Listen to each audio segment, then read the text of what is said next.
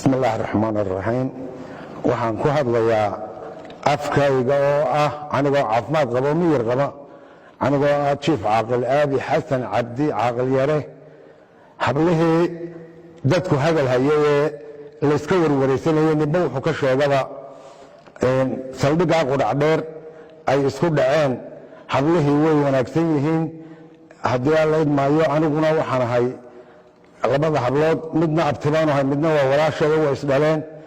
markaa waxaan ahay ninkii nootaayada qoray ee bilayska sidaa nootaayada kaga saaray maanta haddii aan la idamkeeda leeyahay waxaana dee u qorayo igu kalifay dee markaa hablihii oo dhakhtar u baahan markii dambena imika ilaahay mahadiha ka gaadhee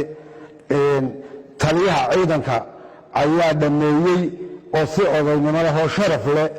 oo maanta haddii aan la idmaayo anigu ducaynaya allaha barakeeye ku dhammeeyey aniguna waan la qaadanay markaa hablihiina way leedan yihiin marka horena